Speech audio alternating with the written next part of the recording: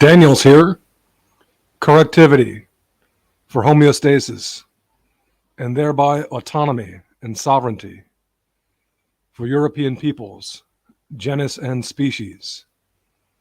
A concept of genetic unionization, structuring social accountability and correctivity for human and pervasive ecology. Coordination thereof. Okay.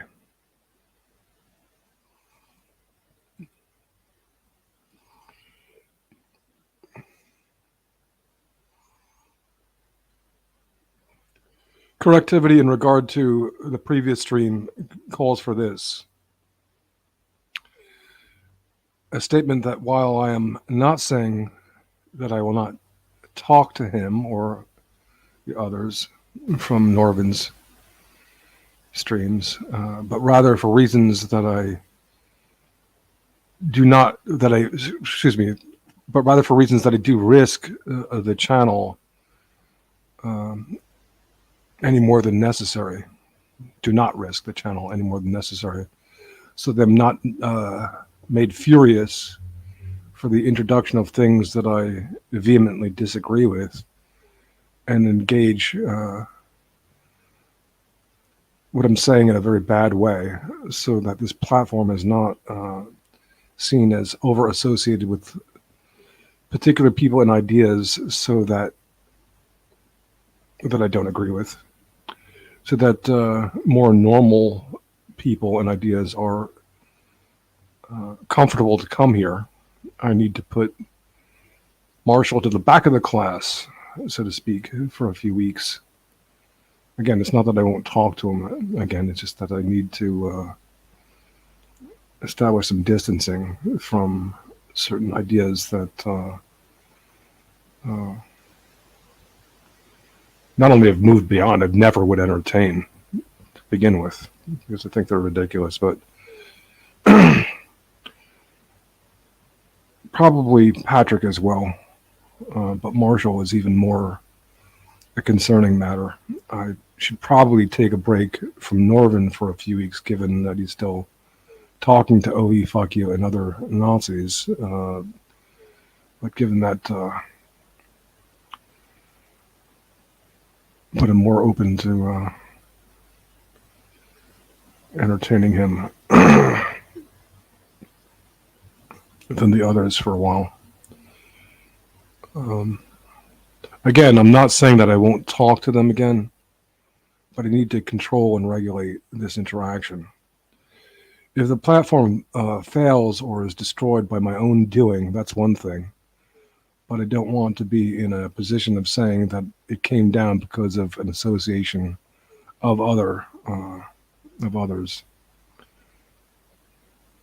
perhaps a bit gung-ho, overly focused on the JQ, and I especially don't want it set back due to association with ideas that I vehemently disagree with. I may make an exception for Norvin in order to help him find an incredibly ugly woman. Now let's address the concrete issues. See how our chat's doing. Okay.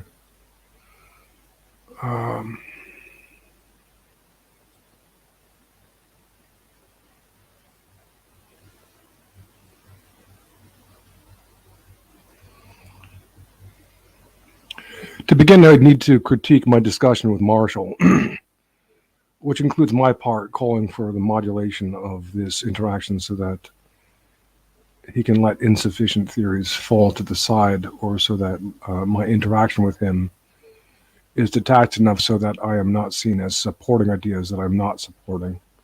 This platform does not deny the Holocaust. First of all, the denialist arguments are not true. You'd have to be as stupid as OV fuck you to think so. Secondly, it associates with, as it associates with the stuff. Secondly, association with this stuff is a horrible, ghoulish look that has to arouse suspicion and stigma for its creepiness. And finally, it is not necessary to do that in order to defend our peoples.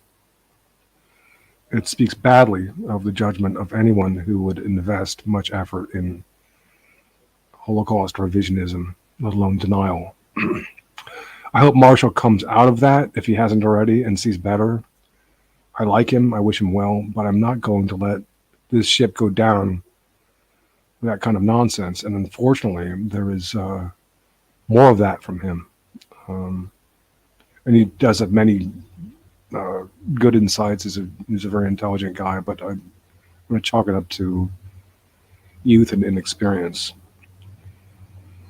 Although he's apparently amenable to development and improvement of his ideas, Marshall is coming out of a reactionary school of thought that over-focuses on the JQ and responds with inflammatory rhetoric and designs. I tried to be careful, and if my YouTube gets sidelined, I'd like to know that it was a result of my own ideas, as I am confident in their moral grounding. And whereas I might say that indeed you have to take the JQ seriously, otherwise you will not know what is going on. And furthermore, it will leave a void wherein only the Nazis are left with the claim that they take that issue very seriously, and a real issue, a real serious issue it is. And so I winced and cringed when Marshall used the metaphor of the head of the snake. That's not cool to talk that way on YouTube. It is not only an inflammatory metaphor, it is a metaphor which ties the JQ into a singularity of control and cause of all malady. So it's a bad metaphor theoretically as well. I wish that was all of it, or even the worst of it. I have a problem of wanting to be nice, including in real time. So the gravity of negative difference will sit there and weigh on me. I am referring to this remark from Marshall. As in the following context. After I completed a discussion of why it is important to understand the right and left in a complete way, markedly, that what is being called, quote, the left, through a kosher marketing campaign, the Marxist internationalist, namely the Marxist internationalist, anti-nationalist left, whereupon the workers of the world were the union to unite in liberalization of our borders and opening of our borders, and then failing that, cultural Marxists formed a left coalition of non-white and anti-white identitarian unions in coalition against whites. And this was not our left, not a white ethno-nationalist left, and that our adversaries want us wedded to a convention of our identity, identifying as right-wing for reasons related to misdirection from the death grammar of the left and right, wherein the left is not about equality and liberalism, as they would like to misdirect us into believing, but rather about unionization, organizing, social organizing, advocacy, and coalition building. While the death grammar of the right is objectivist pursuit of pure and efficient warrant, calling upon facts, truth, nature, principles, narrow authority, small elite groups, the king, God, etc. But that, unlike the altercast, which tries to push aside our identity and replace it with objectivism, and snooker us into believing that a recalibration of our relative interests through the structure of unionization doesn't have to go along with the crass snooker us into not understanding that a recalibration of our relative interest through a structuring of unionization doesn't have to go along with the crass suggestion of this marketing campaign that our left's calibration in the correctivity of social practice does not afford, welcome, and recognize the need for reality testing, correspondence with nature, facts, truth, transcendent principle, and purpose. That's to say, we just because we take as our default gauge the group unionization of our people doesn't mean that, and that is, well, ensconced, say, in narrative and social construction, that doesn't mean that it is not reliant upon the feedback, the objectivist feedback of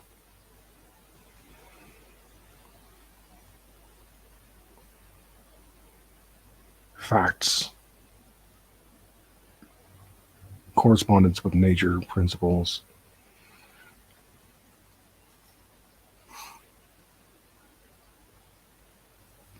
transcendent purpose. Our enemies do not want us to have the capacity for this profound organization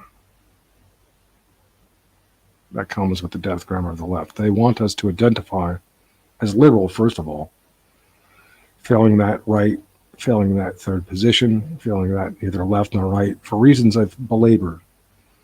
That keeps us disorganized and introduces rigidities ripe for manipulation and bum steering, means for infiltration and subversion.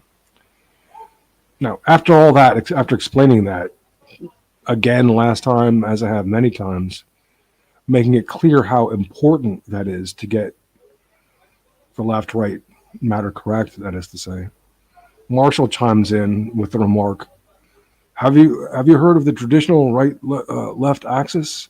I think it's much more lucid. I could strangle him. After all that, and to take us back into the axis which is being used to misdirect whites so badly.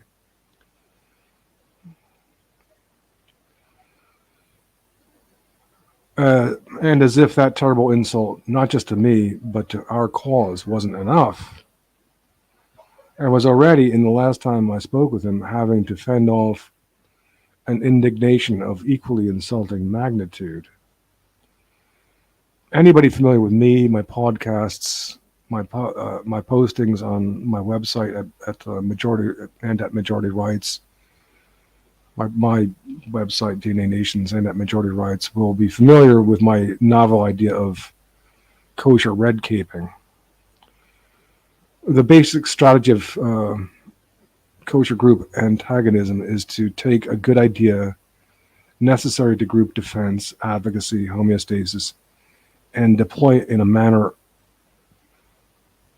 and deploy it in the interests of non-whites or anti-whites, then exaggerate or reverse those advocacy concepts to the point of utter misrepresentation, absurdity, to where they are perceived as alien and repulsive to the common sensibility of whites, causing them to react even against the concept underlying this red caping, and against thus the very concepts that whites need to understand and organize that group defense.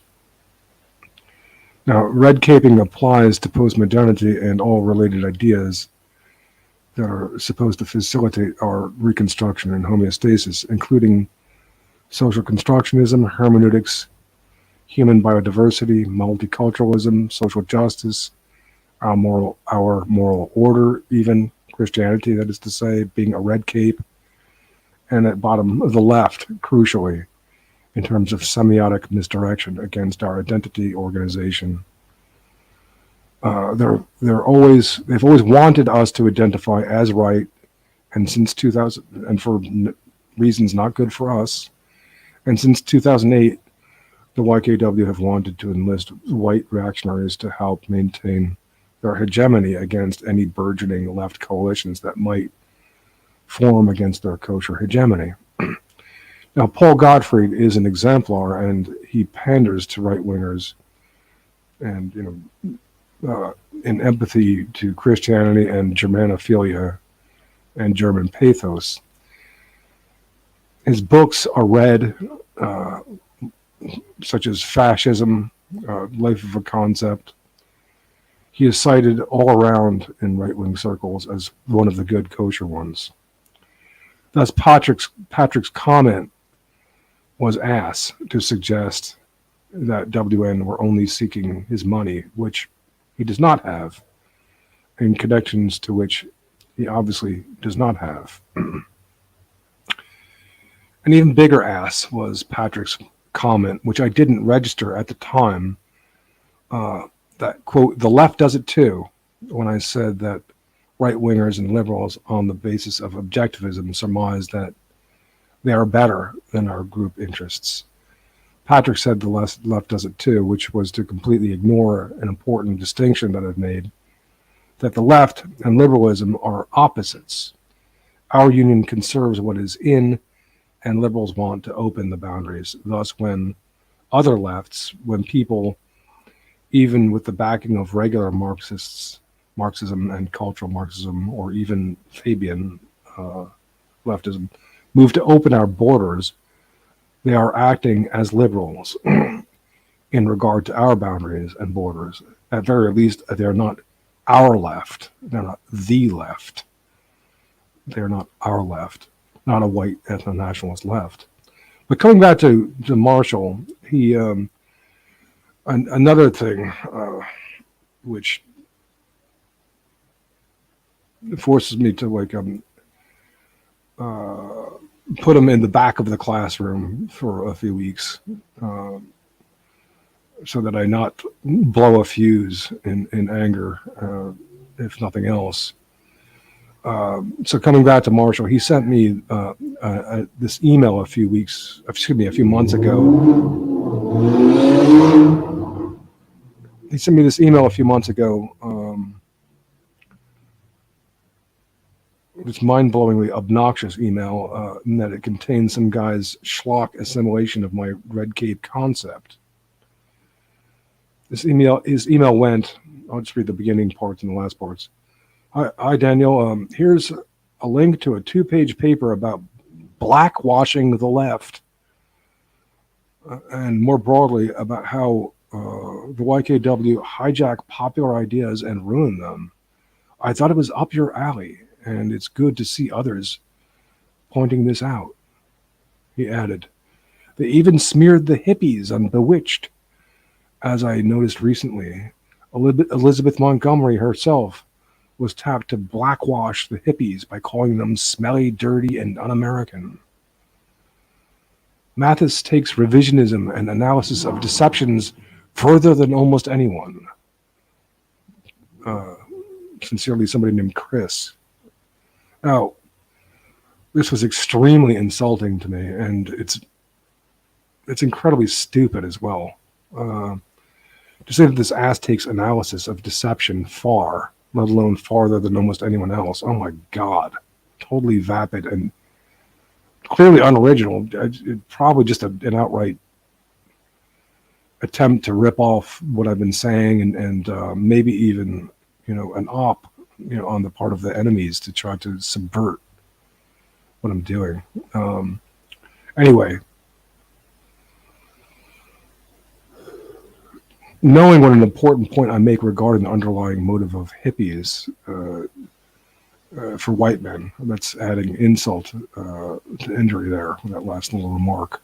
It even talks about the hippies. Are you kidding me? I mean, I've been talking about that and underscoring how important that is and how unarticulated that it is for years. And now he's going to present this ass as if he's the one doing this schlock knockoff of my idea. It's like I said, it's hard not to want to strangle Marshall for this, for trying to purvey his crap to me.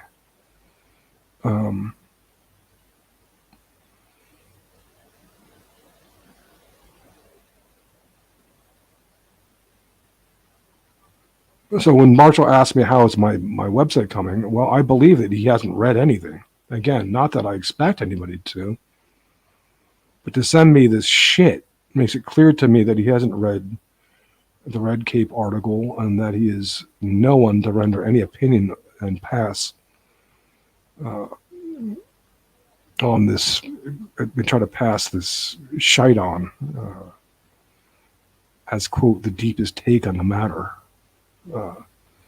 When you combine these indignations with Marshall's propensity for kooky conspiracy theories, and unfortunately he does, despite many good thoughts, for some reason he goes into a la-la land of nutty conspiracy theories. Some guys are just like that. I've always been repulsed by it. Conspiracy theories. Yes, this one that the kosher folks were behind Nazi Germany from the ground up and so on. That's really far-fetched.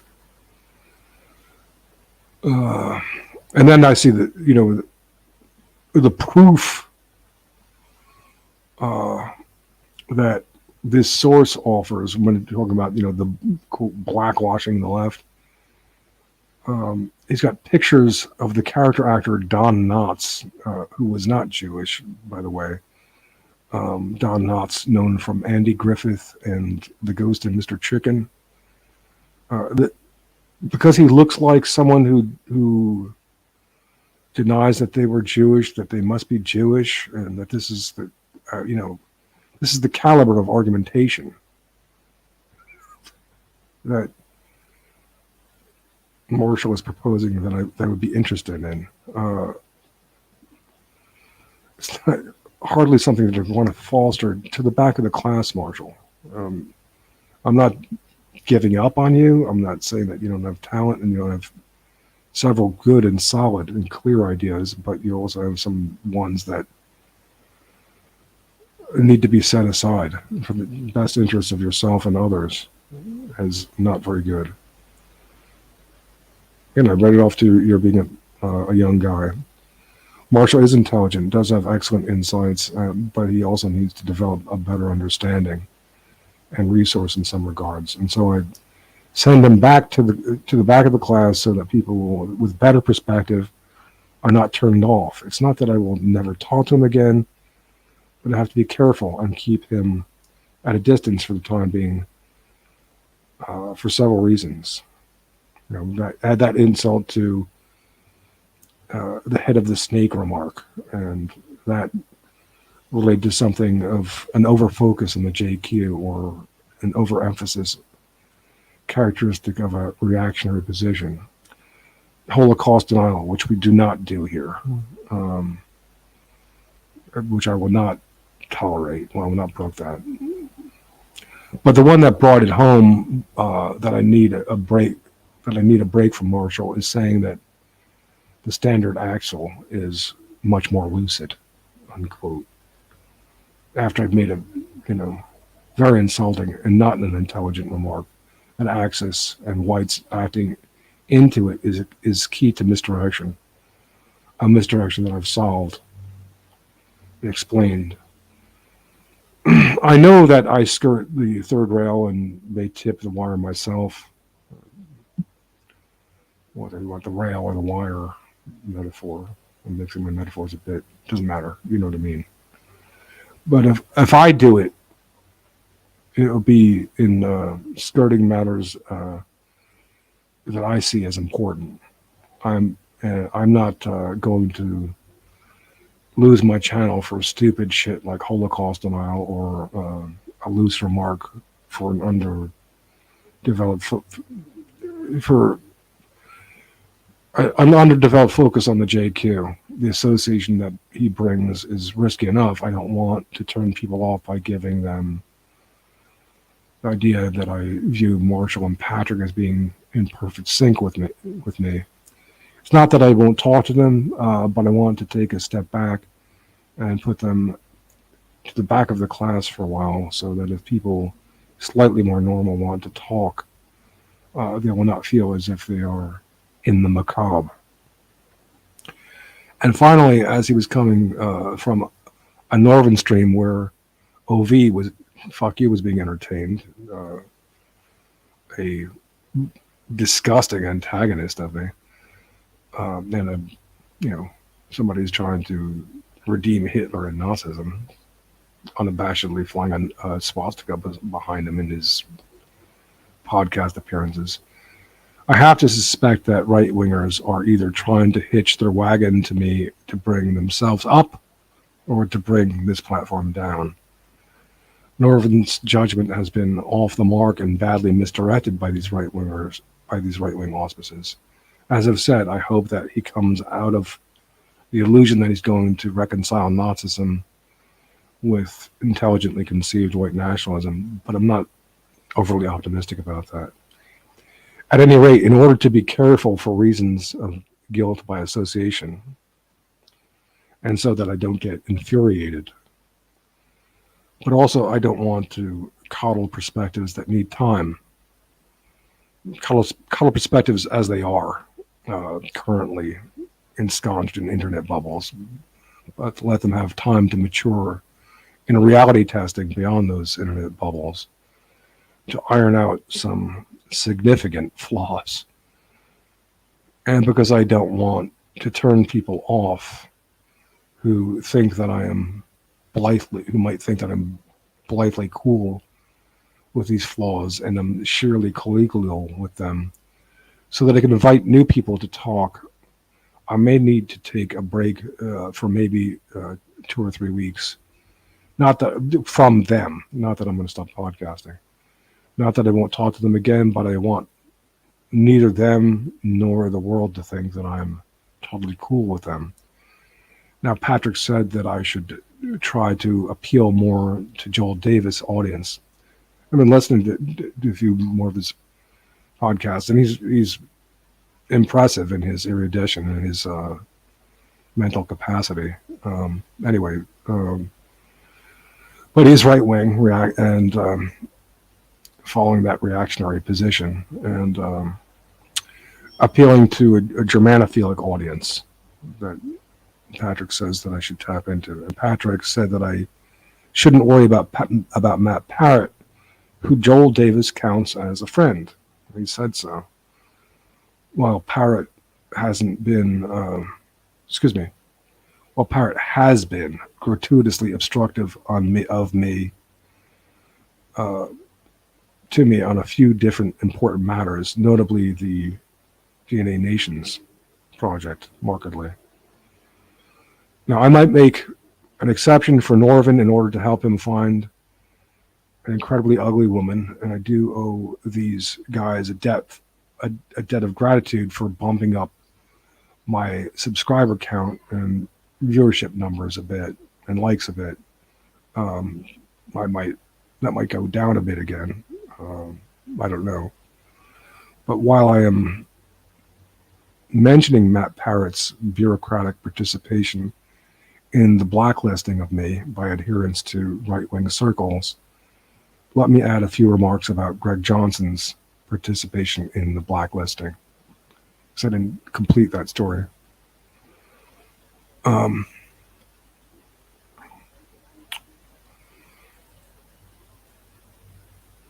Similar as with Millennial Woe's absurd swearing off of me because I had the nerve to be critical of his Jewish friend Vivian Veritas. So Greg Johnson's banning me from Countercurrent's comment section was done for his defense against the off-white, probably alphabet agent Mark Dial. But Johnson was still cooperative enough with me to do an interview with GW and I, and he kept me on his Skype, even consulting me before he went on a visit to Poland. What was strange, I haven't remarked upon in podcasts before, is that he removed me from his Skype contacts and broke off any cordial relations in what was to me an ironic gesture in the occasion of my, in fact, trying to take his side in his dispute against Arcturus Publishing and Daniel Freiberg in particular. I was trying to take Craig's side. Because it didn't make sense, after all, I was taking his side. I asked him for an explanation, but he did not respond. While I'm willing to shoulder some of the blame for being blacklisted, e.g., the interview with by GW and I with Greg Johnson wasn't a good one, and no thanks to GW's lack of understanding of the philosophical concepts and poor editing is what that corresponds with that lack of understanding. But anyway, given that Greg Johnson has done that, participated in the blacklisting, I take advantage of what is given to me, which is an opportunity to feel more free to take critical stance to Johnson, and there's definitely a need for that. For a prime example, take a look at his Countercurrents birthday party podcast, notably the invitees and what they had to say. I mean, would you really think that I am the freak and gratuitous troublemaker given Johnson and Countercurrents uncritical support of Mark Collett, head of a political group, Patriotic Alternative of England? Collett touts his favorite book, Mein Kampf. Am I really the oddball freak who should be blacklisted because I cannot go for that? Or should I look upon the broader audience with a semblance of intelligence that they can be grateful for this DNA Nations platform as an alternative? I mean, how can I say to people that I get behind Patriotic Alternative and Mark Collett when this guy is holding up Mein Kampf as his favorite book? How can I? It'd be totally idiotic. And who was the weirdo here, giving this guy a clean bill of health? Me or Greg Johnson? And then there was Margoth, who, when I first met him at Majority Rights, I mean, I'm talking about this anniversary podcast that Greg Johnson recently had. And then there was Margoth, who, when I first met him at Majority Rights, was still in the Gates of Vienna framework, which won't go near the JQ. It's like Tommy Robinson kind of stuff. Very kosher. Muslims are bad. The kosher folks are potentially ours. And then after a while, he went to another extreme, as right wingers are wont to do, inherently unstable as they are. Taking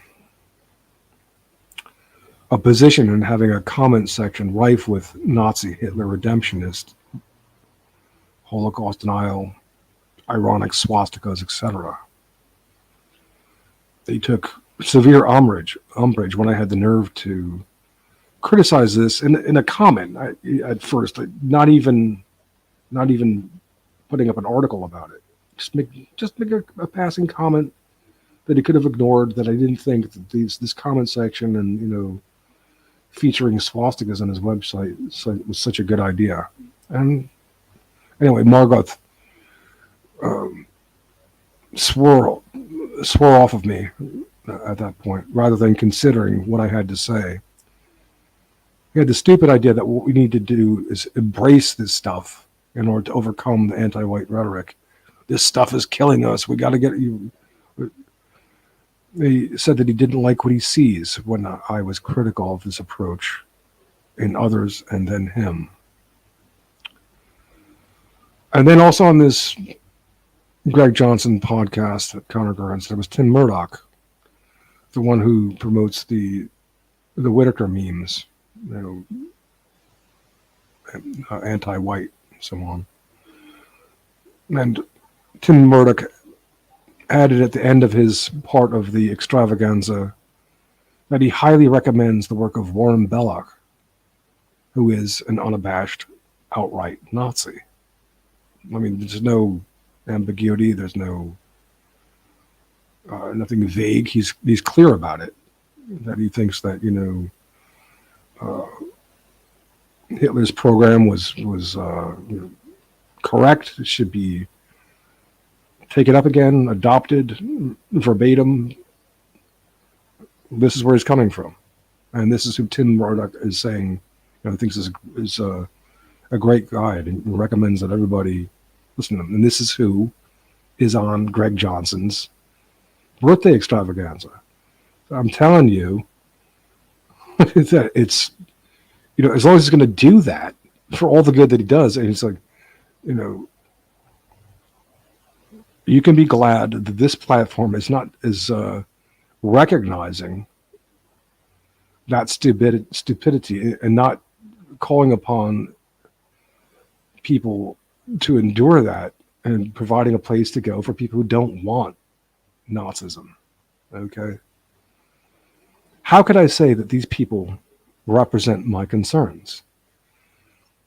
How could I blame them, people, for being put off from the concept of ethno-nationalism when Greg Johnson would associate this stuff with ethno-nationalism?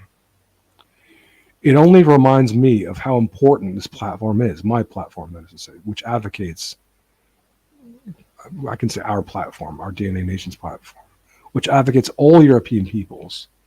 Their ethno-nationalism rejects Nazism and Hitler, is anti-supremacist and anti-imperialist, does not see the need to exploit others, rejects violence and genocide as a means.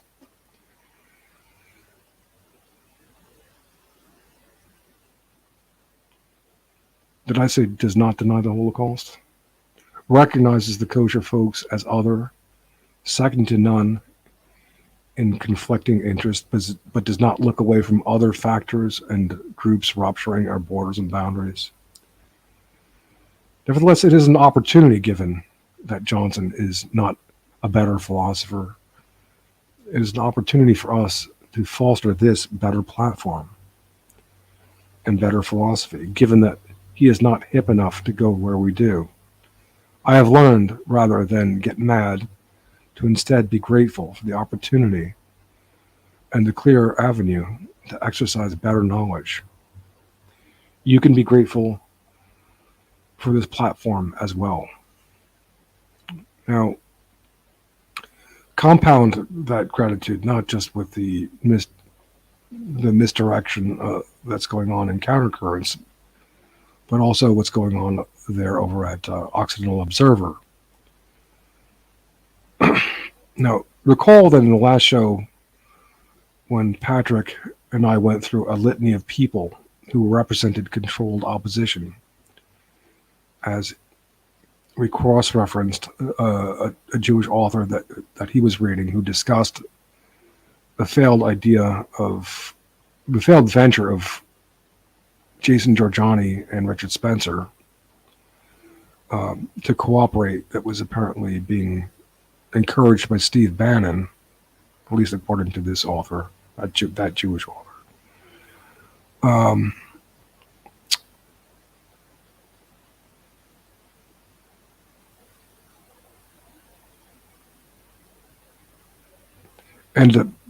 And he cited, Patrick cited a few other figures who were dicey and looking like controlled opposition.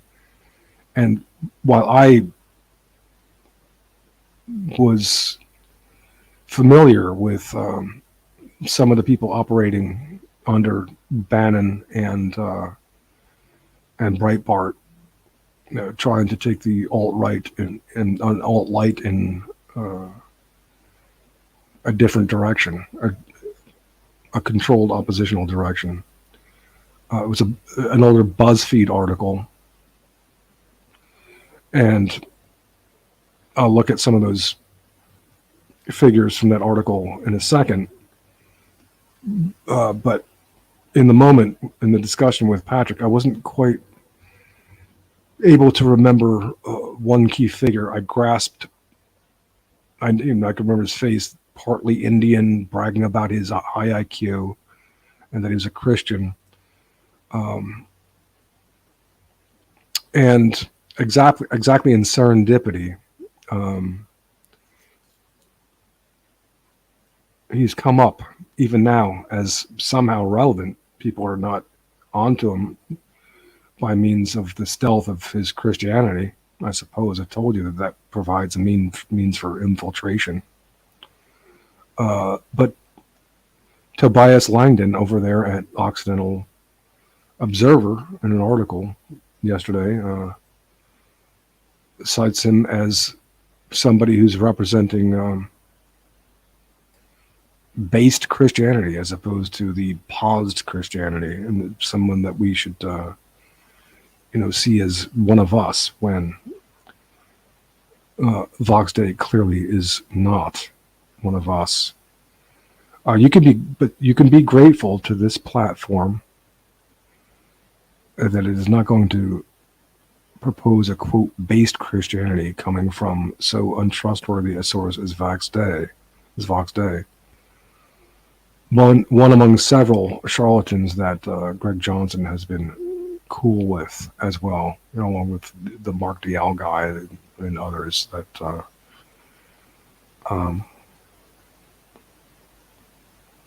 Mark Dial be the one who banned me from Countercurrents for criticizing. Guy's not even exactly, he's pretty off-white. Probably an FBI agent or something like that. So clearly an agent. And it should have been clear to Greg Johnson, although Greg Johnson thought that it was cool. Okay.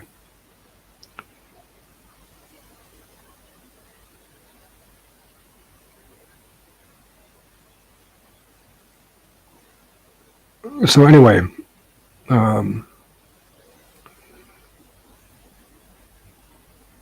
this emerges a valuable platform when you see the bigger names in WN,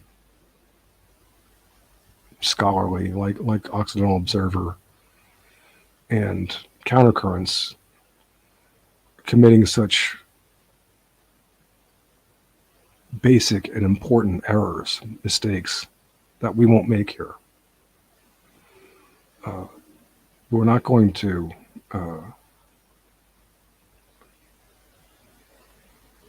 try to redeem Hitler and Nazism here. We reject it as an epistemological blunder, a bad one. We're not going to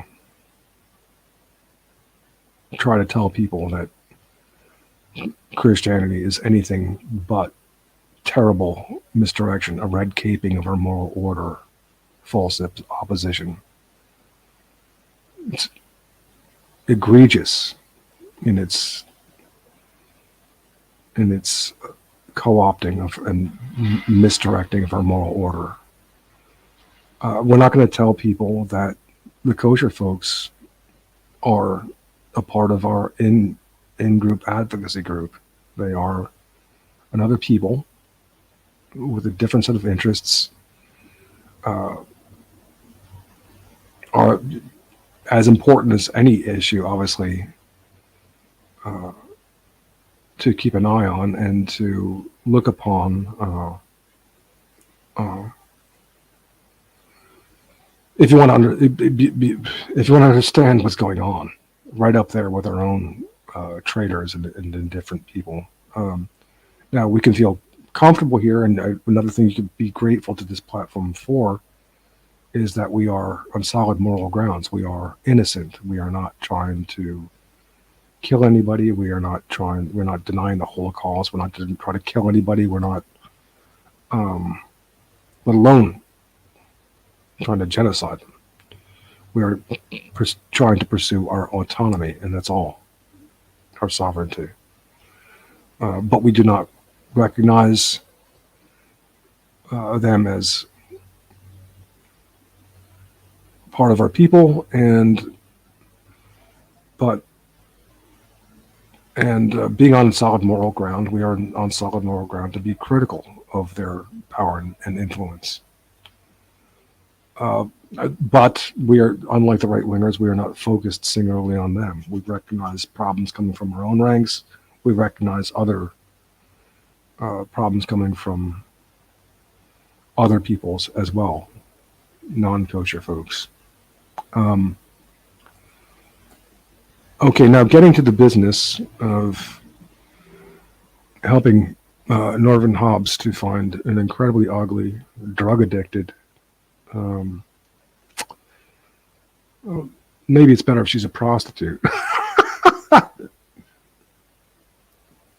Woman who might have his child. I am, of course,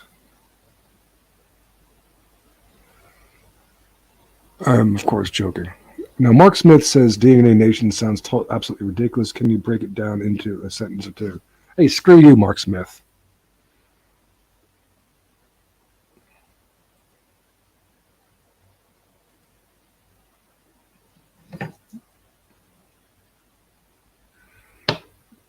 You're stupid, and I don't need comments like that.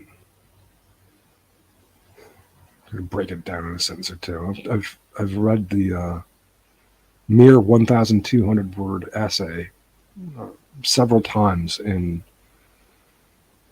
podcasts, a few podcasts ago, and a couple of them. Any dumb remarks like that.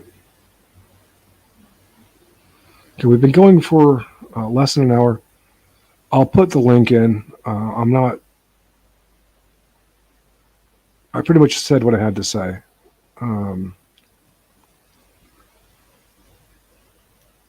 I'm grateful to Norvin and Patrick and Marshall and those guys for the bump up in subscribers and viewership recently.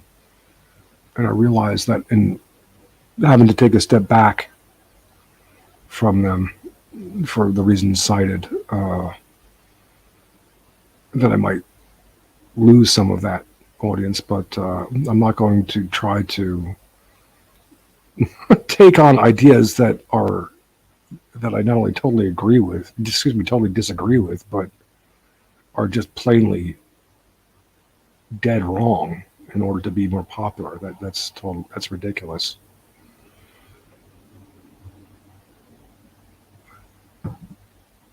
Anyway,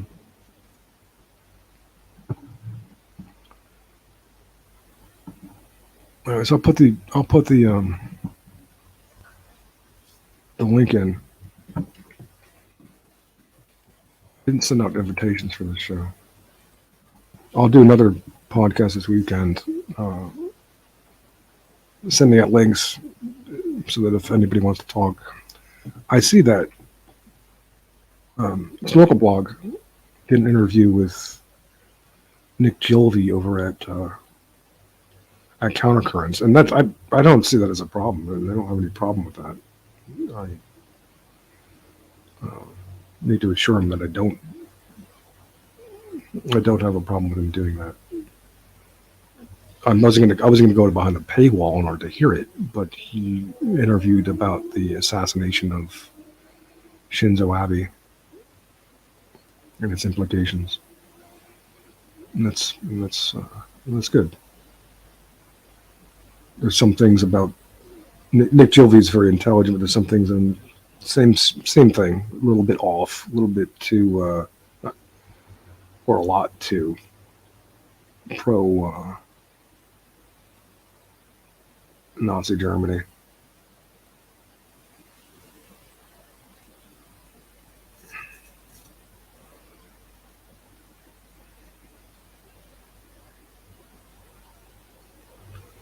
So there's the link in case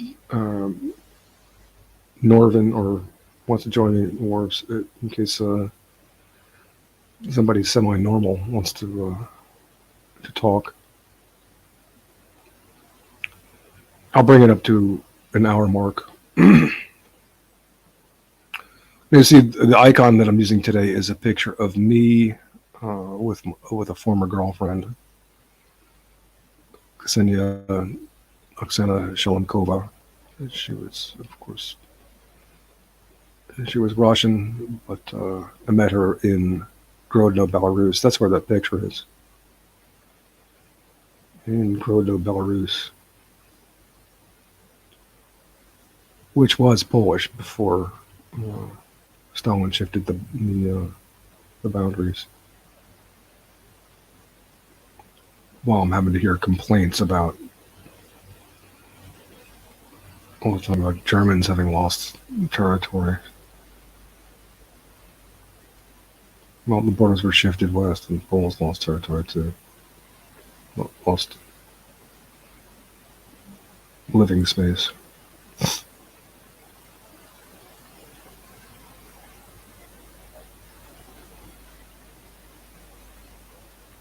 So, do we hear it? Anybody want to help Norvin find an ugly woman?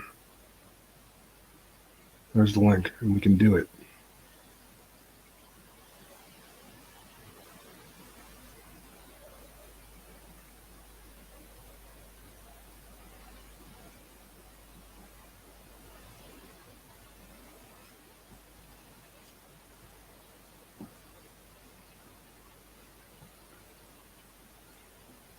I've got some viewers, and that's good.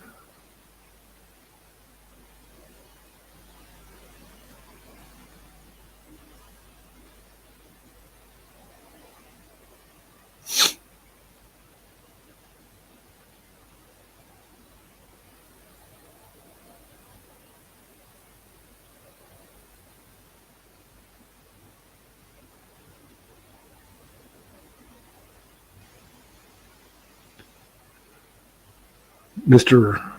IC3, I'm not ready to talk to you. So don't bother trying. I don't know who Caleb Dawkins is. Someone going by the name Caleb Dawkins says, I'd love to help, but I'm going to be working until 10 p.m. tonight. The only one I know that talks that way with me so far is Mirth Baron. But why, if it's Mirth Baron, why would he call himself Caleb Dawkins and use this kind of avatar that looks to be from William Luther Pierce's camp, the whatchamacallit. Yeah, sort of like thing that looks a peace sign.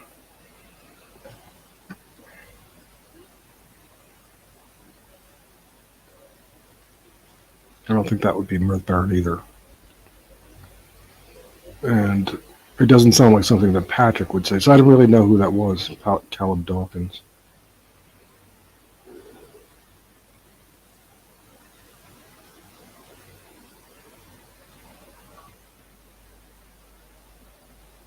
Pink Panther says, Caleb is our guy from the Hobbs cast. Oh, okay.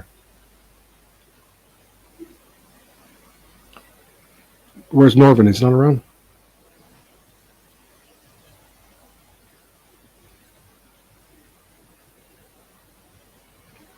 Again, this stuff is all, pretty elementary because this platform is advocating all European peoples. It's not only advocating that means not only Germans, of course, as well, but even their nationalism. It even is concerned to maintain their distinction, not only in Europe, but in diaspora. Really, they have no legitimate complaint. And frankly, people who are trying to promote and redeem Hitler and Nazism are putting a lot of pressure on Germans, and they're not doing Germans any favors with that stuff. Which is a really bad association.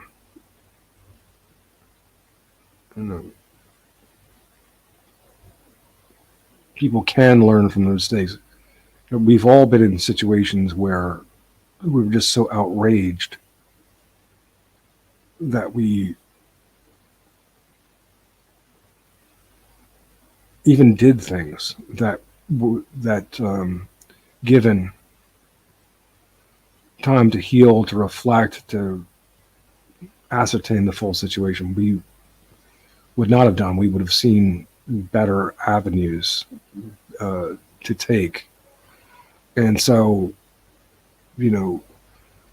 it's like the Germans were collectively, going over the top. And Some of them only were taken along with it because they had to. They didn't really have much of a choice. But we can all understand that, just reacting and of a mentality where we just couldn't stand it anymore. And said, damn it, we're not going to put up with this. And it doesn't matter, even. The consequences are so enraged. But that doesn't mean that it's that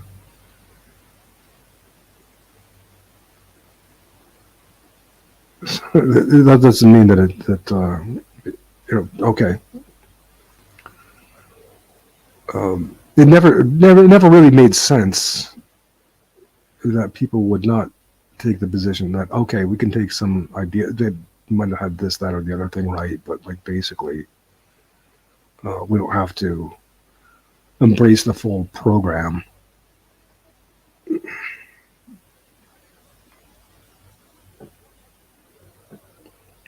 That would be a normal position to take.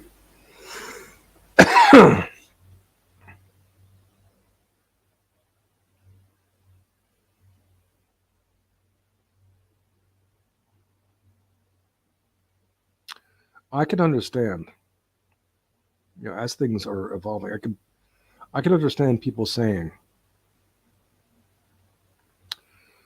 that if Hitler was going to start things as he did, if he was going to like antagonize other European peoples and nations,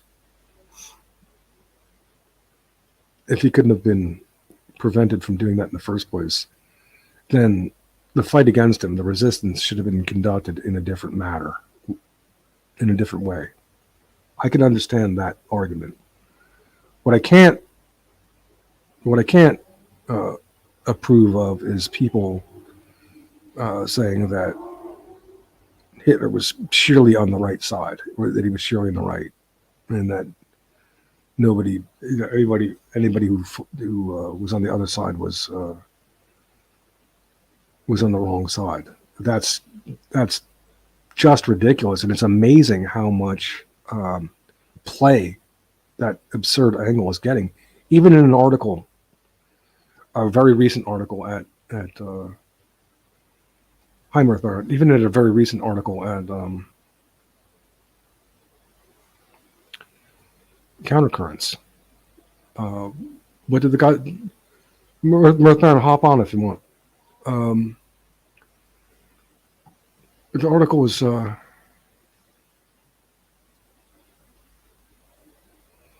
by this guy.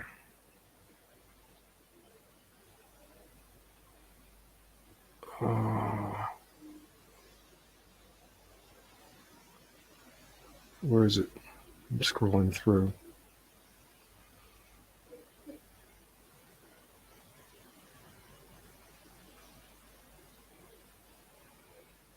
Not the one about Revelo. Yeah, okay, the one about Revelo Oliver, and he's talking about how more of this, like how Germany was so clearly the good guys in this war, and England and America were so clearly the bad guys. Again, I can understand fight it differently if Hitler is going to be an aggressor, which it clearly was. But don't try to tell me that Hitler was acting in white interests when he's attacking all these other European nations.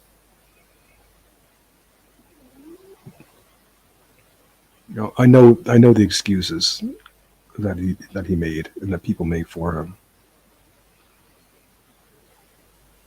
It's bullshit.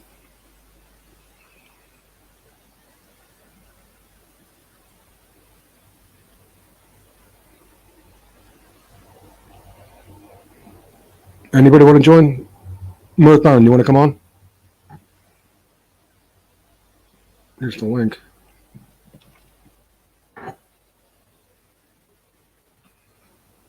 It's good to see you again. You've been away for a while, Marathon. Where you been?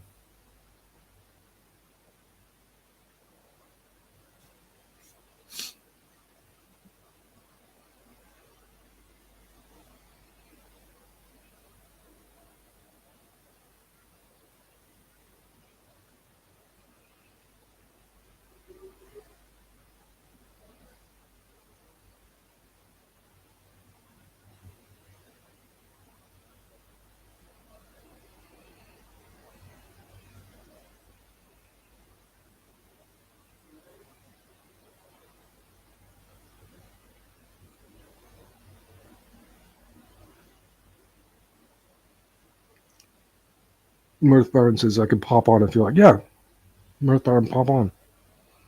Absolutely. There's the link.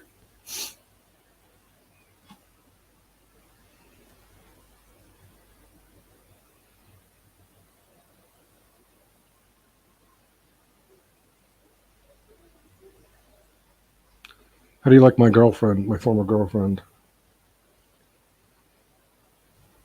Let's see. Her call is here.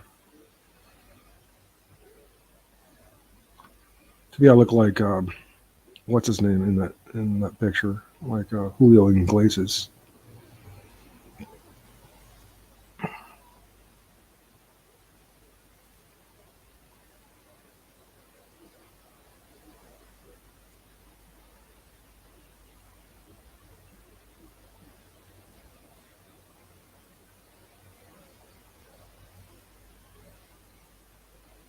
Help find Norvin Hobbs, a very ugly woman who is drug addicted. She was Russian. Is Russian.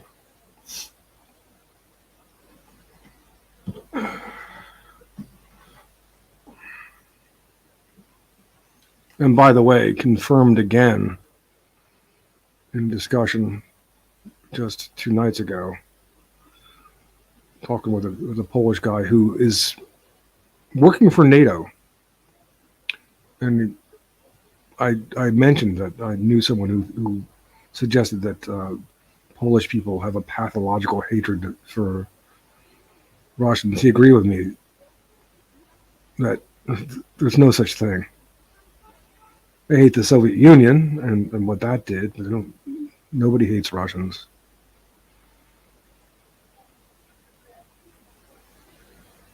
Why am I being mean to Norvin? I'm not. Kidding.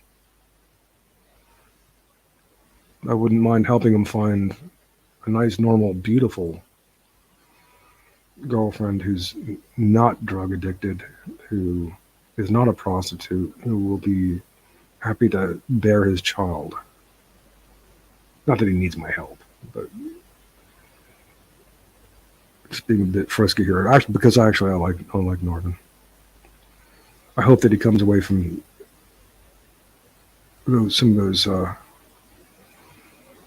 right-wing associations. To all the girls I've loved before. Myth Baron, where are you? You said you could hop on. What the hell's going on?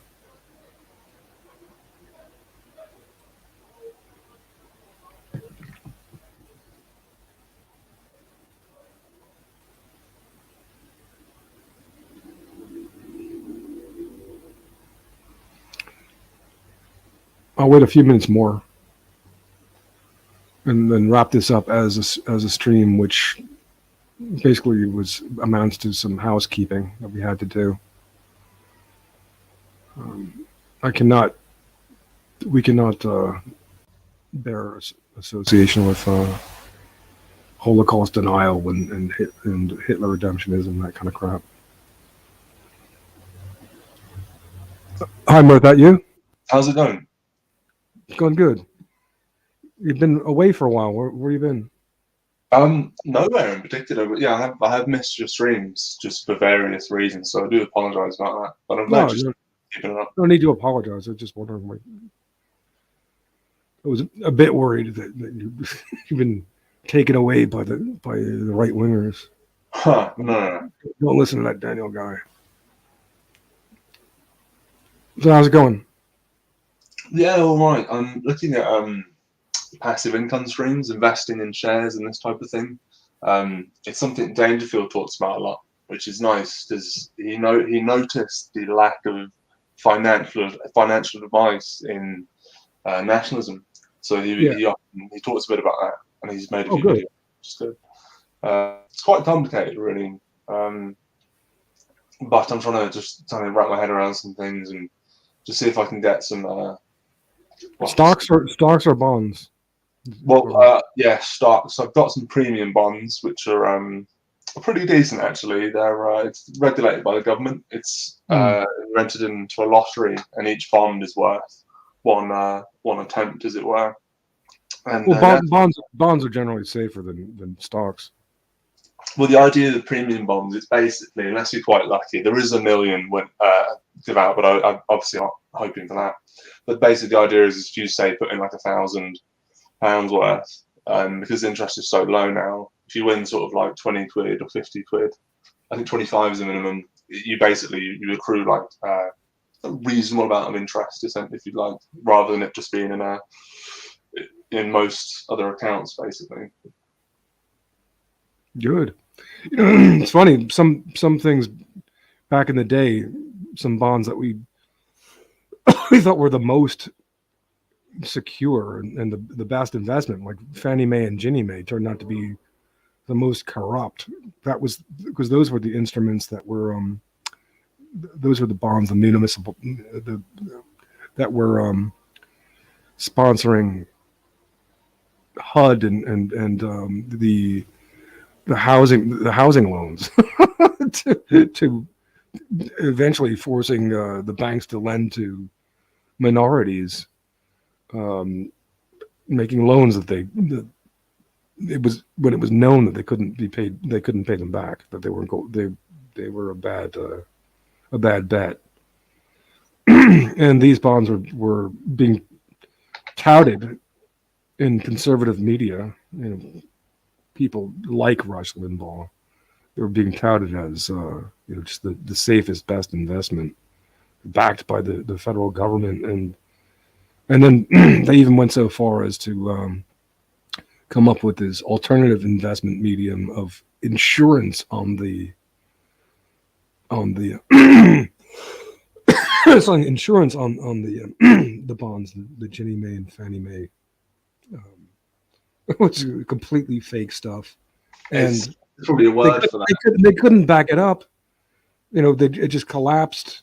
The housing market collapsed. The people couldn't pay the loans back, and so these things, Ginnie Mae and Fannie Mae, which were supposed to be the best and safest investments, just turned into complete crap. Yeah, some pretty disreputable stuff there. I must say, savings and loans was another thing. Go on. Sorry. No, I was just going to say I was really wondering about the tone of the title of this stream. I was being provocative, really. No, because I really it was a bit of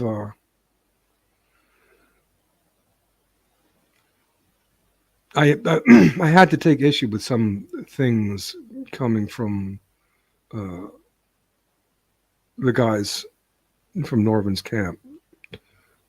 I think he's a good guy. He's a really smart guy, and he has many good ideas. But he also has a few clunkers that I can't be associated with, and would annoy me to. I don't want to get angry putting up with it, and I don't want to put off people who are fairly normal by these associations.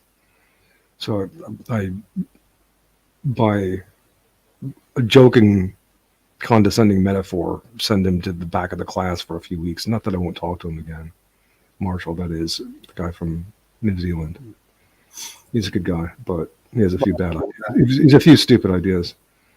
And then, and also, Patrick said a few things that annoyed me. But that's Patrick. What do you expect? Again, I won't. I'll talk to him, but there's some things that I need to distance myself from with regard to him as well, and even Norvin, because he's apparently last show he didn't come to my show because he was talking to OV Fuck You, who's been a staunch antagonist for whatever crazy reasons of me. I apparently under the rubric of being a big pro-Hitler guy, so I just need to establish some distancing, some critical distance from that group, even though talking to them has helped boost up my subscriber count and my listenership. I have to be careful because I'm not getting subscriber count and listenership by any means. An association is not what I'm looking to do. God, OB is awful. That bloke's dreadful. I'm glad you feel that way. I certainly do. He's been horrible to me. I'm right from the get-go. Who's attacking me? Like that was going to make me want to engage him more or something. Anyway, yeah. You can't say that about Daddy Hitler, basically, to these people. Yeah. Have you seen Kyle? Yuck, yuck, yuck. Anyway, never mind. So I mean, I would hope that that Norvin would break that association, but I don't think I think that it's not going to help if I try to force him to do that. It's probably only going to make it worse. So I thought when Patrick came on a few days ago, he had some interesting stuff to say. I quite like him. He's definitely worried about the suburbs. He's got a lot of things right. He's a smart guy. He's intelligent, but he's a bit. He's a younger guy who's I understand his level of rage and anger and not trusting to the point where he's just like competing constantly, but in a very hair trigger way. He pushes back in a way that's unhelpful to me at this point. And this is what I had to say to him earlier in this stream in the script that I prepared, that if he wants to get deep, he needs to take a look at the whole concept of competition and how not only how necessary it's supposed to be. I mean, there's this idea that competition spurs creativity, when I don't think that that's totally always the case. I think creativity is likely to come out of a relaxed state of contemplation and being able to see alternative ways of doing things rather than being rigidly backed into a defensive position where you're just trying to digging down and quantifying a narrow perspective. And I also,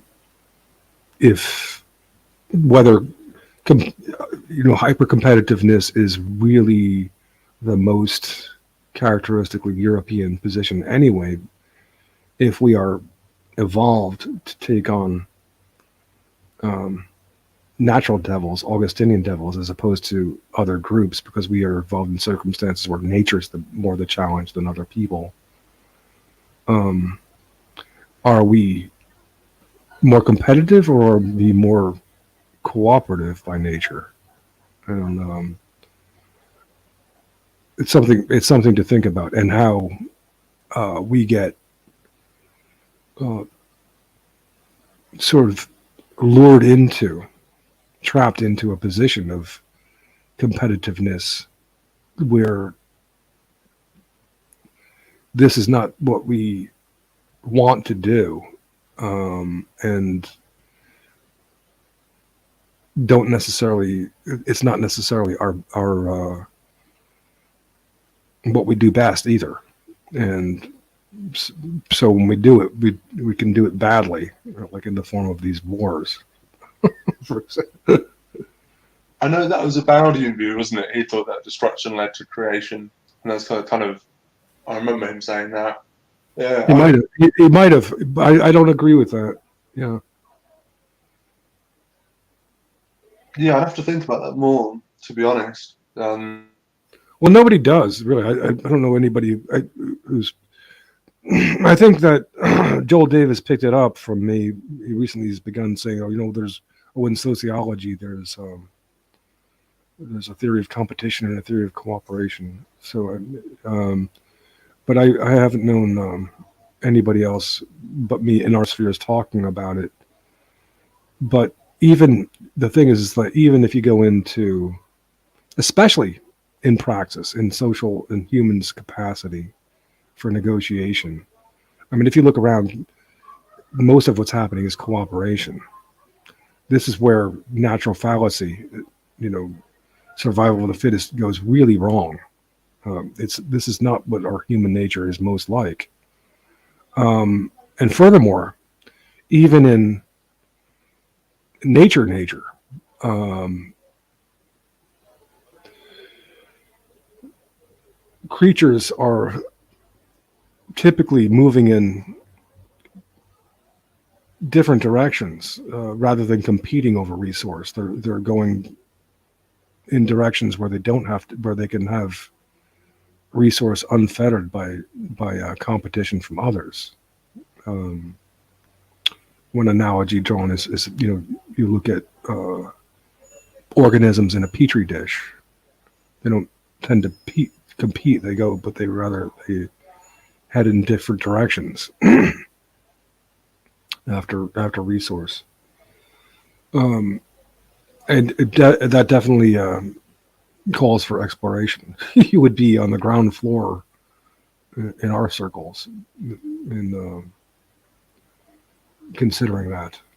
And I encourage Patrick to do that, especially because he's so competitive that let him compete about the possibility of cooperation. I'll put Patrick into a double bond. It seems to people who, in regards to the harm that's been done to us, the people who are doing the best are, collaborators, people who are good at lying, probably have like a high verbal IQ, I would imagine, that type of thing. Sure.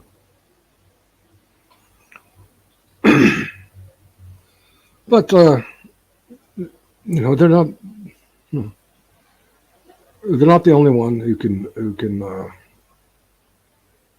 ones who can articulate matters. They're not the only ones with verbal IQ. It's just that they're amazing. What they do have is an added element of that Manichaean devil, that deceptiveness about them, like the Mossad motto, "Wage war by deception," and that's not our nature. Is definitely more Augustinian. We are geared towards natural devils, which don't change the rules when you solve them. This is what we like to do. This is why. It's what we're evolved for. This is why we are the greatest scientists and engineers. But it also makes us dupes, not quite, with our predilection for objectivism, we are not quite ready for the Manichaean devils of the kosher folks and Islam. Islam has this concept of taqiyya, which is a kind of deception, and the kosher folks. These are people evolved where the major problem was other people's competition with other groups, and so not so much the elements. They weren't going to freeze to death as readily, and food was going to be not so scarce during the winter. So they have a different evolutionary path that involves more need to compete with other groups, including by means of deception. What Clerk Maxwell called Manichaean devils. He drew a distinction between Augustinian devils and Manichaean devils. Manichaean devils are trickster devils that can change the rules when they're solved. There's a kind of smarter devil in a way, whereas Augustinian devils are natural devils that don't change the rules when they're solved. But again, I need to emphasize that it's not necessarily bad that we have a predilection to attend to these kinds of challenges, natural challenges, that we prefer to, and that we're geared to that. Because ultimately, that's what is going to save us, and those are going to be the ultimate challenges, are Augustinian devils, like an asteroid, for example, or super volcano. How do you deal with that sort of stuff, or climate change, whatever you want to call it? Do you think that has anything? It's sort of similar, ties in with McDonald's theory of pathological altruism. Yes. I mean, I don't. Part of the reason why I shy away from his terminology, because I think it's too psychological, and I don't want Tan Staffel to be able to say that I am, buying into this Jared Taylor line of blaming our people, and taking attention away from the kosher folks and their stuff. And this is where I began fighting with Tan Staffel. Was I tried to defend McDonald, like, look, we have a part in being susceptible and being naive, and I think that I articulated better than a bit better. Oh my God.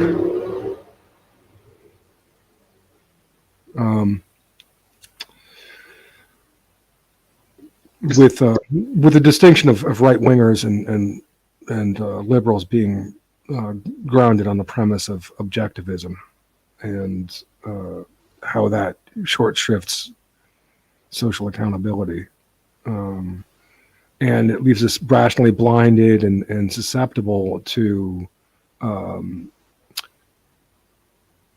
Manichaean trickery of the kosher folks and Islam too. But yes, it's a part of our evolution to be. I think even Hitler talked about that a bit. That we are geared towards the challenges of nature. You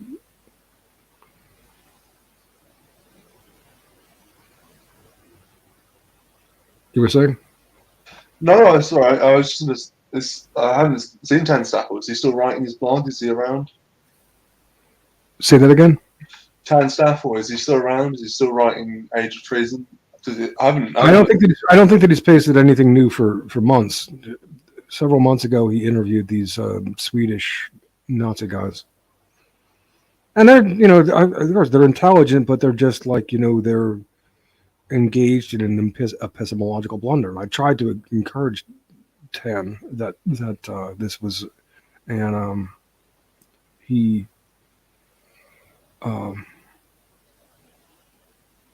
refused to understand that I'm not a bad actor here, that I'm not trying to deflect from the importance of the JQ. I'm not trying to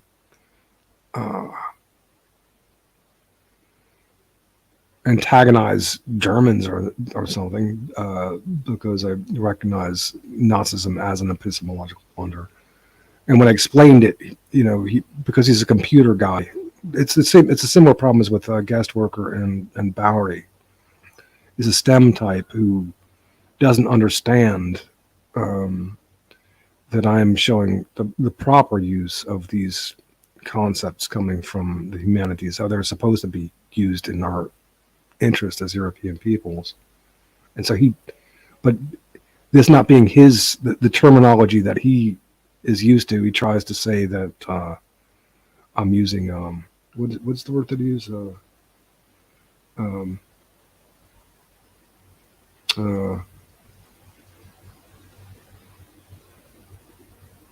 Jargon. He tried to say that I'm using jargon. If I try to reclaim, for example, Aristotle's term of praxis. It's Aristotle's term. I want it for us. It's a good word for a lot of reasons. So I'll use that in talking about the realm of the social realm, which is a different has to be handled differently than the matter of physics. Is an important distinction to make that Aristotle does. And I'm not, and I discuss it for important reasons. And then I talk about the postmodern turn calling back from Cartesianism and Tan Stoffel, like Bowery, like Guestworker, thinks that I'm being pseudo-intellectual or something. This, here's, what am I'm supposed to say that Heidegger was talking nonsense when he says that Kant was still Cartesian, and that's bad. That's wrong. Just because it hurts GW's ego, just because it puts Bowery into scientific fits, just because Tan Stoffel, in his rigid reactionary position, in his computer-like quest for the one singular point, thinks that I'm trying to distract from his, sublime focus on the one singular point. No. These guys just really, are not up to date philosophically, and maybe not going to get there. Maybe they want to stay comfortably wrapped up in their, in the security blanket of these red capes. Yeah, I used to read a bit of majority rights, not so much these days. They got Thorne is there, and he's been was eager. He was vehemently trying to chase me away because he is a Christian, and he's like friendly with the kosher folks. He's kind of like a Lawrence Oster type, so he's been doing that for years. And very few people go there besides him. And once in a while, Al Ross, a fanboy of Hitler, will go there, and an atheist, an anti-Christian, will go there to criticize Thorne for his Christianity. And then Guestworker, one thing that he's consistently good for is to comment on, or to put up a news article, because I can't, I'm not going to follow everything with the UK news. So it seems like this Truss lady is likely to be the next PM. So he'll, and Bowery comments, and it's more like obscure and mostly irrelevant stuff.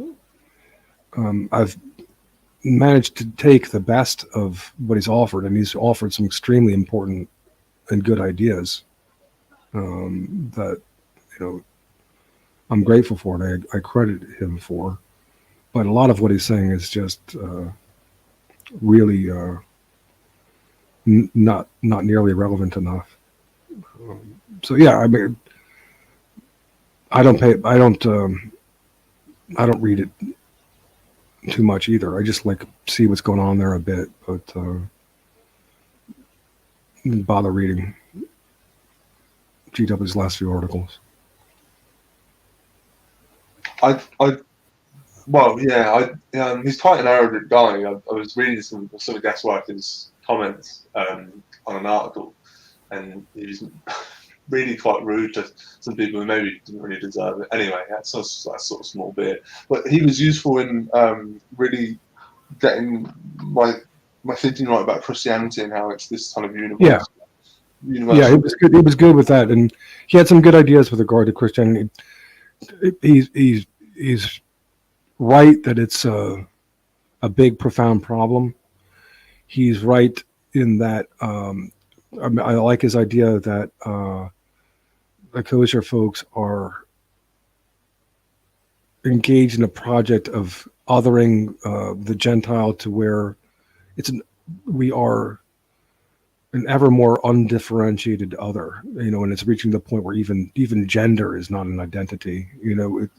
We're not identifying as particular Europeans. We're not identifying as Europeans. We're not even identifying as a particular gender. It's just an extensive project. I think that's a viable concept. He's right for focusing on emergentism. He's wrong for not recognizing that emergentism occurs with an even deeper circumstance, existential circumstance of the thrownness, as Heidegger calls it, and that it requires hermeneutic liberation from mere facticity and social constructionism in order to reconstruct our homeostasis, our self-corrective systems.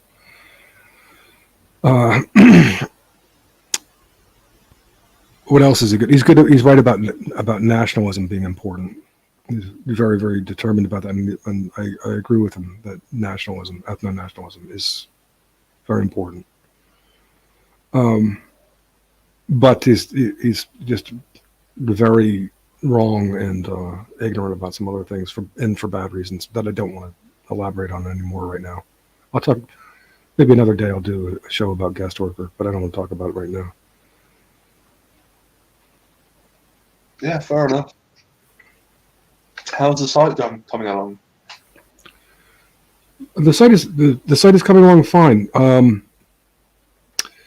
The growing edge of my DNA Nation site is in an article that's not the first article that comes up. It's called, I think, Adventures in Transadventures from Newark, New Jersey to Europe. I am recalling several episodes in my travels throughout Italy and then up into Paris. I'm going to write about next. So I write a few paragraphs when I can, and eventually, and before too long, I would say within a month, I should have that article completed, and I'll finally be able to move on to what is the last really article that I have to write before moving on to concrete applications of communications theory. The last fall, I have to write an article discussing the bad experience that I had with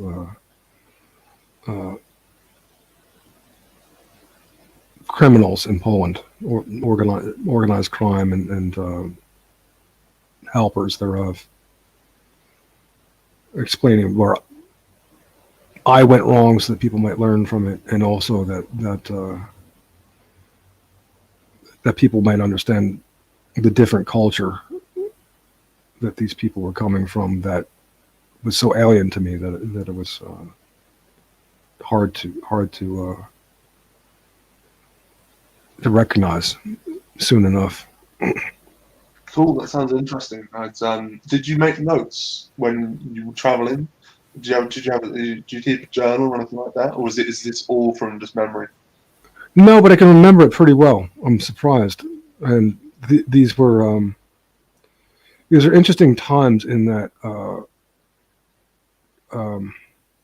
post-hypnotic suggestion was being invoked and instigated by certain stressful circumstances in Sicily, for example, but also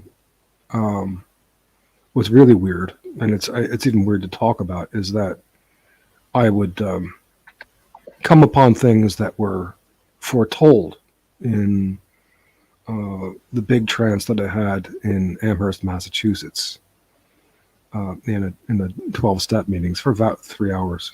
I was in that instance, somehow things were coming through me that were going to happen in the future. Very few of the things that were foretold were something that was like necessarily important. There were some even trivial things, but just the fact that could happen, it's not. I would never believe it if it didn't happen through me.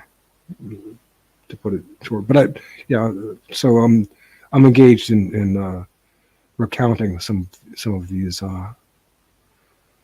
instances. Is that clairvoyance? Is that the word?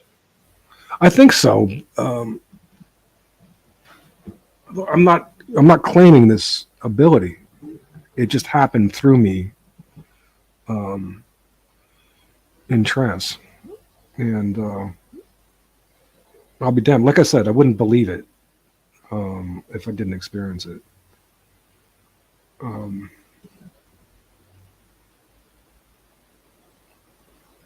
Yeah, I mean,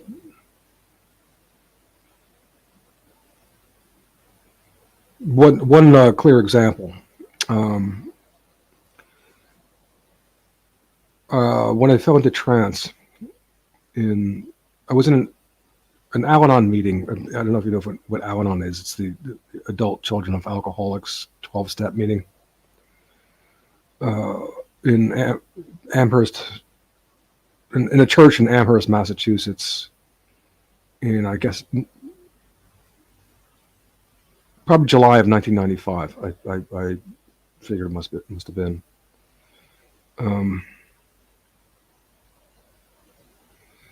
I went into trance when provoked. Now, the suggestion of trance goes back to a therapist that I had 10 years before. But anyway, I was provoked by some guy at the meeting, and I fell into trance, and everybody in the group fell into trance along with me for must have been about 3 hours.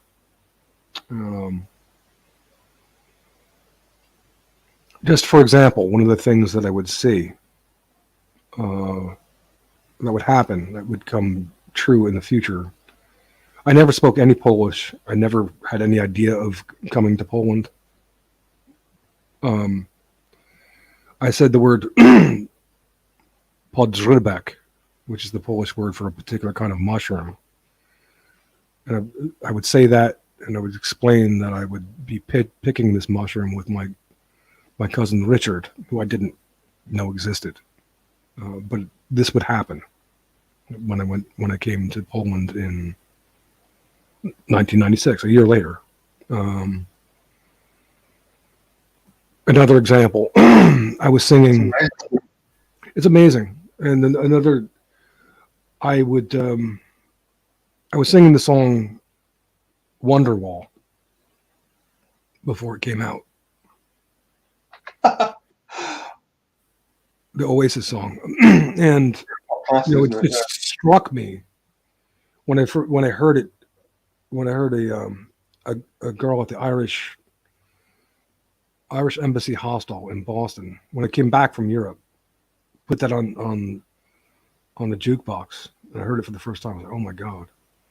But there's several examples like that, mostly fairly trivial stuff like that. But yeah, I'll read through when I'm done with these with this article. I'll read through it.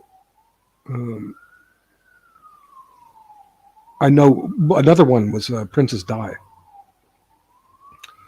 I predicted that not predicted. I saw that she was going to die in a car crash, striking the 13th column of an underpass outside of Paris.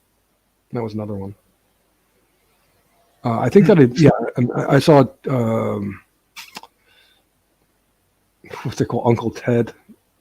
That he was good. That Ted Kaczynski was the Unabomber, because the Unabomber wasn't identified yet. That he was a Polish genius living in the wilds of Montana. He had like 171 IQ or something, and more. So yeah, it was. There's definitely some strange, peculiar phenomena. I mean, the one that got me, and I don't talk about it a lot because people just think I'm mad. I never had it, but as a young teenager, some of my friends could read, not verbatim, but read my thoughts. and they even knew bits about dreams that I had had, and I Wow. felt I didn't like it at all. I felt quite violated. Yeah, Uh, yeah. so I tell you, I don't. I never even looked into trance because I don't feel comfortable. The whole thing is quite manipulative to me. So I wouldn't know how to put other people under hypnosis. But anyway, yeah. yeah, I mean, I don't know. I don't think I can still do it, but so I don't know the telepathy. I tell you Seems what I could do partial. prior to the is that I have what I can do, and maybe even still do, is project a thought without saying it, so that such that another person knows what I'm articulating silently to myself. That I have done, and I know because it's they've done what I've sort of directed them to do, and with my thought. I haven't done that a lot, but I know that it's possible for people to um, what is it called? Is it telepathy, or when you're able to understand what somebody's thinking without verbalizing it? Yeah, I think so. Basically, that kind of phenomenon exists as well, and so that's pretty wild. Yeah, it is, and as I say, I don't talk about it very often, but um, I definitely had a brief. Maybe maybe in truth, maybe I shouldn't. I might be violating uh, something sacred in talking about this stuff, but I I just feel that it's a duty, um, that the hour is late, and so things need to be discussed, perhaps especially if they're amazing. Um, yeah, the hour is late, so I don't want to hold anything back. Yeah, absolutely. I mean, I wouldn't discuss it because what happened to me was I don't really like it, but also, I mean, I know so little about it. I wouldn't really have much to say about it, other than the fact that I could confirm it's real, or at least partially real to some degree. Claire calls says, "Read my mind, Daniel." I can't read your mind, Claire, except I know that you're going to try to push secular Coranism and make the general issue into a conflict, a gender conflict that has to be resolved by a patriarchy in your secular Coranism. So there, I read your mind. Oh God. I think Claire should go to Israel and start promoting secular Judaism. I think that's an even better idea than going to the Uyghur community in China and promoting secular Coranism there.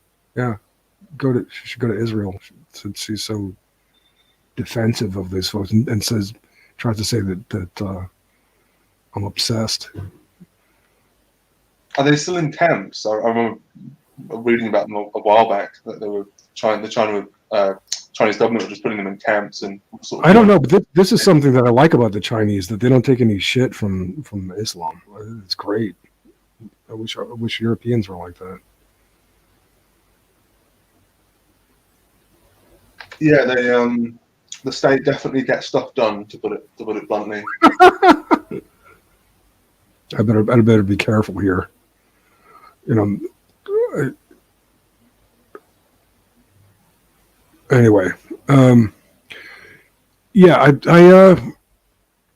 let's. Are you going to be able to talk on Sunday or tomorrow? And what time?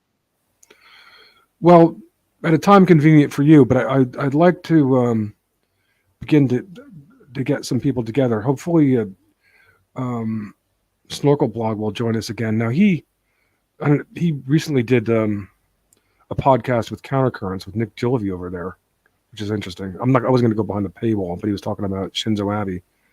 But I hope he feels free to talk to us here. I certainly don't think that that's fine that he talked to them. And I know that Per Norden is going to be ready to is going to be recovered enough and ready to talk to us. And, and I think it's maybe Norvin and some others. nice. Is it? I probably can. If it's in the morning, it's got to be to roughly sync up, or it's got to be about 8 o'clock. Is it? I think for me, or something like that. Is 8 o'clock good for you? Yeah, I can do that. That's fine. Yeah. Yeah, it's a good time for me. 9 o'clock, 9 o'clock here, 8 o'clock yours, and that's also. I think it's a good time for Norvin because that would be like 11 o'clock at night, which is okay with him. So he might be able to join us, and then it would only be sometime in the afternoon for Snorkel Blog. And am I forgetting anybody? Yeah, that sounds decent. I'm just Claire Core referring to herself in the third person here in the chat. Honestly, Well, she's not a serious person. Yeah, so let's do that. I don't want to do a long stream tonight because this stream covered some difficult territory. I don't like condescending and scolding colleagues in this, but I had to. So I'd like to keep it contained, not that, and move on. I will talk to Marshall again. I do respect his intelligence, but I have to protect my platform as it's or this platform. It's not only mine. This platform as it's set out. Yeah, and same with Patrick. I will talk to Patrick again. I do respect him and his intelligence too. But again, I have to protect this. I have to protect this platform. And same holds true with Norvin, though. Norvin tends to be a little bit more judicious, if not sneaky. I mean, anyway, yeah. Yeah, Norman's fun, and I do like Patrick. Marshall, I should probably buy his book. What is it? The War Against the Goyim, is it, or something like that? Yeah, and yeah, Norvin is a great personality, and he's really smart. They all are, but so I want the best for him, so that's why we have to help him find an incredibly ugly, drug addicted woman. Preferably an abject prostitute.